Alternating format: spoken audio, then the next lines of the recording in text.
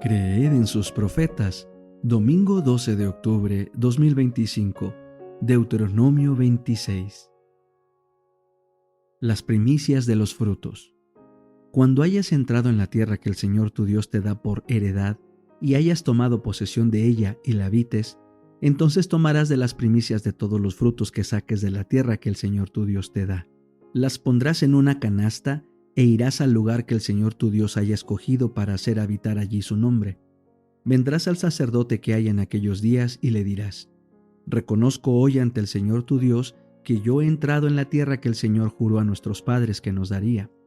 El sacerdote tomará la canasta de tu mano y la pondrá delante del altar del Señor tu Dios. Entonces hablarás y dirás delante del Señor tu Dios: un arameo errante fue mi padre. Él descendió a Egipto y vivió allí con unos pocos hombres, y allí llegó a ser una nación grande, fuerte y numerosa. Los egipcios nos maltrataron, nos afligieron e impusieron sobre nosotros dura esclavitud. Pero clamamos al Señor, Dios de nuestros padres, y el Señor escuchó nuestra voz, vio nuestra aflicción, nuestro trabajo forzado y nuestra opresión. Y el Señor nos sacó de Egipto con mano poderosa y brazo extendido, con gran terror, con señales y prodigios. Nos trajo a este lugar y nos dio esta tierra, una tierra que fluye leche y miel. Y ahora, oh Señor, he aquí traigo las primicias del fruto de la tierra que tú me has dado. Lo dejarás delante del Señor tu Dios, y te postrarás delante del Señor tu Dios. Entonces te regocijarás tú con el levita y el forastero que esté en medio de ti, por todo el bien que el Señor tu Dios te haya dado a ti y a tu casa. Provisión especial para los pobres. Cuando hayas acabado de entregar todo el diezmo de tus frutos en el año tercero, el año del diezmo, darás al levita, al forastero, al huérfano y a la viuda, para que ellos coman en tus ciudades y se sacien. Entonces dirás delante del Señor tu Dios: yo he sacado de mi casa lo consagrado, y además lo he dado al levita, al forastero, al huérfano y a la viuda conforme a todos los mandamientos que me has mandado. No he transgredido tus mandamientos, ni me he olvidado. No he comido de ello estando de luto, ni he sacado de ello estando impuro, ni de ello he ofrecido a los muertos. He obedecido la voz del Señor mi Dios, y he hecho conforme a todo lo que me has mandado. Mira desde tu santa morada, desde el cielo, y bendice a tu pueblo Israel y la tierra que nos has dado, como juraste a nuestros padres, una tierra que fluye leche y miel.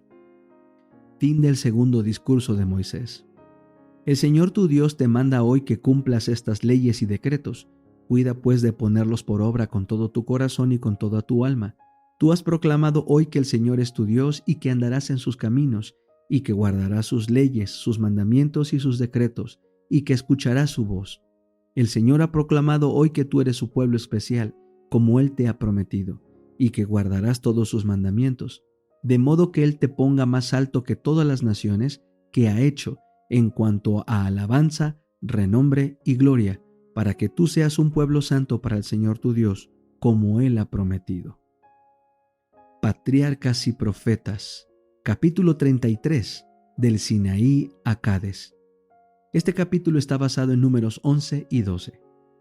La construcción del tabernáculo inició cuando ya había transcurrido cierto tiempo después de la llegada de Israel al Sinaí, y la sagrada estructura se levantó por primera vez al principio del segundo año después de la salida. Siguió luego la consagración de los sacerdotes, la celebración de la Pascua, el censo del pueblo y la realización de varios arreglos esenciales para su sistema civil o religioso. Así que Israel pasó casi un año en el campamento del Sinaí. Allí su culto tomó una forma más precisa y definitiva. Se le dieron las llaves que habían de regir la nación, y se organizaron con mayor eficiencia en preparación para su entrada en la tierra de Canaán.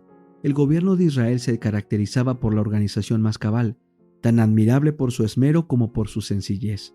El orden tan maravillosamente puesto de manifiesto en la perfección y disposición de todas las obras creadas por Dios se veía también en el gobierno hebreo. Dios era el centro de la autoridad y del gobierno, el soberano de Israel. Moisés se destacaba como el caudillo visible a quien Dios había designado para administrar las leyes en su nombre. Posteriormente, se escogió de entre los ancianos de las tribus un consejo de 70 hombres para que asistiera a Moisés en la administración de los asuntos generales de la nación. Enseguida venían los sacerdotes quienes consultaban al Señor en el santuario. Había jefes o príncipes que gobernaban sobre las tribus. Bajo estos había jefes de 1000, jefes de 100 y jefes de 50 y de 10. Deuteronomio 1:15. Y por último, funcionarios que se podían emplear en áreas especiales. El campamento hebreo estaba ordenado en exacta disposición. Quedaba repartido en 3 grandes divisiones, cada una de las cuales tenía señalado su sitio en el campamento. En el centro estaba el tabernáculo, la morada del Rey invisible. Alrededor asentaban los sacerdotes y los levitas. Más allá de estos acampaban las demás tribus. A los levitas se les confiaba el cuidado del tabernáculo y todo lo que se relacionaba con él, tanto en el campamento como cuando se viajaba. Cuando se levantaba el campamento para reanudar la marcha, eran aquellos quienes desarmaban la sagrada tienda, y cuando se llegaba donde se había de hacer alto, ellos debían levantarla. A ninguna persona de otra tribu se le permitía acercarse so pena de muerte. Los levitas estaban repartidos en 3 divisiones, descendientes de los 3 hijos de Leví, y cada una tenía asignadas su obra y posición especiales. Frente al tabernáculo y cercanas a él estaban las tiendas de Moisés y Aarón.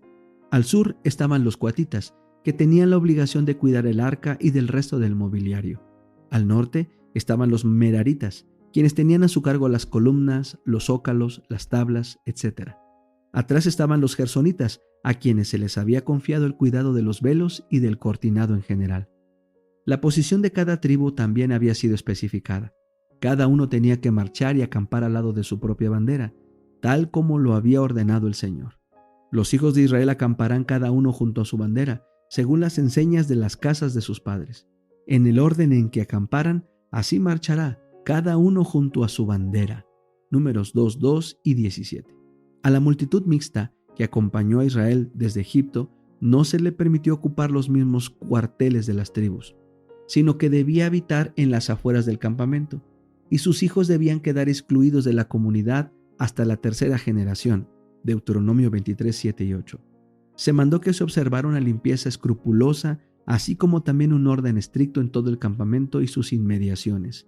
Se impusieron meticulosas medidas sanitarias. La entrada al campamento estaba prohibida a toda persona que por cualquier causa sea considerada inmunda. Estas medidas eran indispensables para conservar la salud de aquella enorme multitud, y era necesario también que reinara perfecto orden y pureza para que Israel gozara de la presencia de un Dios santo. Así declaró: Jehová tu Dios anda en medio de tu campo, para librarte y entregar tus enemigos delante de ti. Por tanto, campamento ha de ser santo. Versículo 14. En todo el peregrinaje de Israel, el arca del pacto de Jehová fue delante de ellos, buscándoles lugar de descanso. Números 10:33. Llevada por los hijos de Coat, el arca sagrada que contenía la santa ley de Dios había de encabezar la vanguardia. Delante de ella iban Moisés y Aarón, y los sacerdotes llevando trompetas de plata se estacionaban cerca. Estos sacerdotes recibían instrucciones de Moisés y a su vez las comunicaban al pueblo por medio de sus trompetas. Los jefes de cada compañía tenían obligación de dar instrucciones definitivas con respecto a todos los movimientos que habían de hacerse, tal como se los indicaban las trompetas. Al que dejaba de cumplir con las instrucciones dadas, se lo castigaba con la muerte. Dios es un Dios de orden.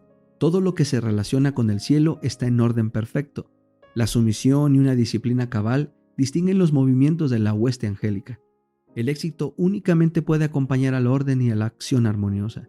Dios exige orden y organización en su obra en nuestros días, tanto como los exigía en los días de Israel. Todos los que trabajan para Él han de actuar con inteligencia, no en forma negligente o al azar. Él quiere que su obra se haga con fe y exactitud, para que pueda poner sobre ella el sello de su aprobación. Dios mismo dirigió a los israelitas en todos sus viajes. El sitio en que habían de acampar les era indicado por el descenso de la columna de nube, y mientras habían de permanecer en el campamento, la nube se mantenía sentada sobre el tabernáculo. Cuando era tiempo de que continuaran su viaje, la columna se levantaba en lo alto sobre la sagrada tienda. Una invocación solemne distinguía tanto el alto como la partida de los israelitas. Cuando el arca se movía, Moisés decía: «Levántate, Jehová, que sean dispersados tus enemigos y huyan de tu presencia los que te aborrecen». Y cuando ella se detenía, decía: «Descansa, Jehová, entre los millares de Israel». Versículos 35 y 36.